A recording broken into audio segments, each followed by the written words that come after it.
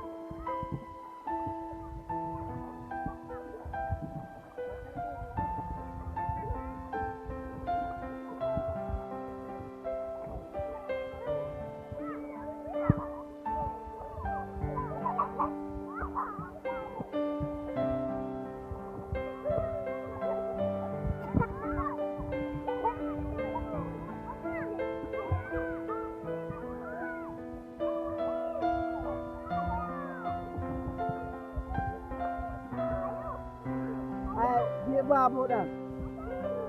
Dia ada dia. Ada dia. Ada dia.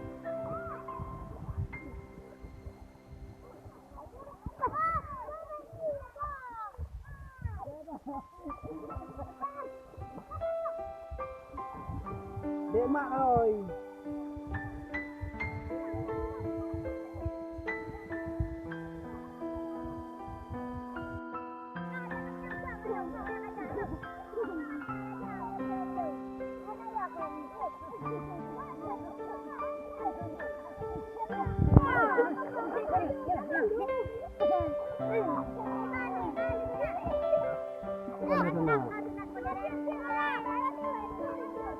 Tak boleh dia.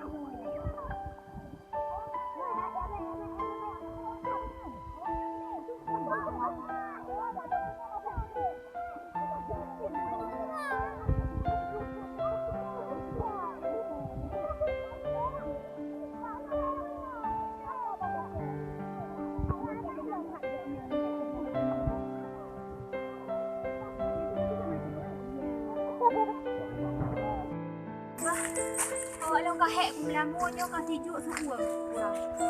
Dan lam itu lidah sampai kau dengan dua. Hei, hei, tiari, tiari doi kami. Agak apa kau cehai, kau yang beruan tu.